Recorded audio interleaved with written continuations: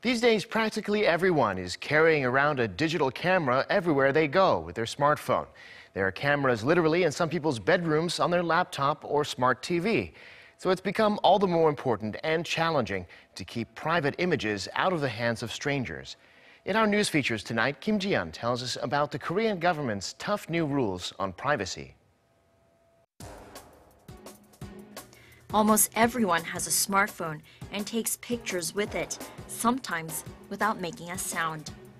The home isn't safe from hackers attempting to override control over IP cameras, and video content that has been kept for private use could get easily leaked online and distributed halfway around the world at a moment's notice.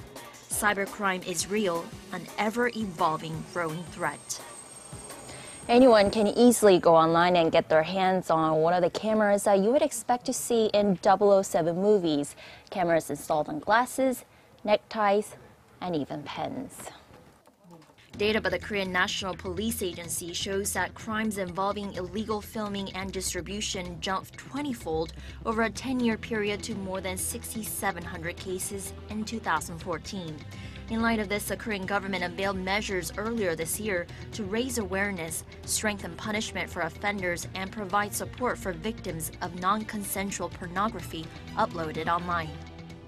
몰카 영상물을 유통시키는 사이트에 대해서는 규제를 강화하고 영상물 유포자에게 기록물 삭제 비용을 부과하는 방안 등 전방위적인 대응이 필요합니다.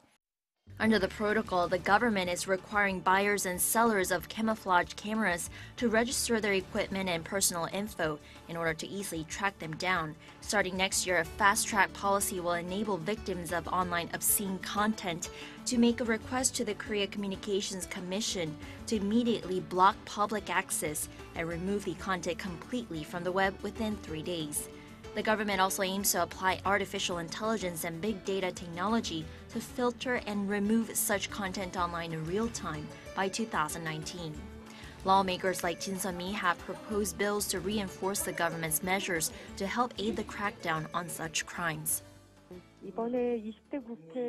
One proposal involves enabling authorities to punish those that have posted indecent images or films of another person online without their permission, even if the filming process was consensual.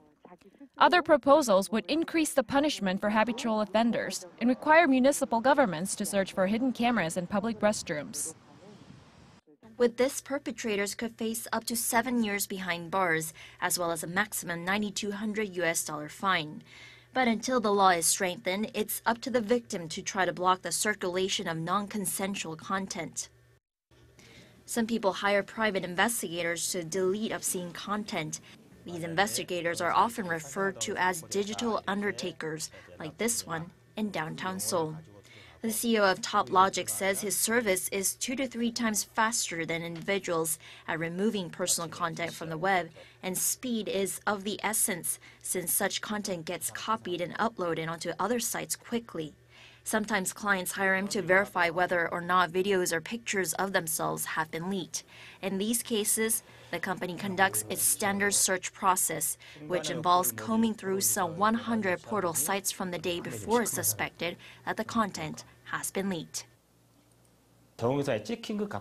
Often, a lot of times these clients tell me that they feel like everyone is continuously staring at them. One client, who was over 50 years old, moved around 20 times because of that. But in the end, it was found there was no content, and that gave the client some relief. The CEO says that although there are measures to block websites with local domains when someone notifies the authorities, this isn't enough to prevent the spread of personal content onto sites with servers on a foreign IP address, which is often the case when content isn't deleted immediately.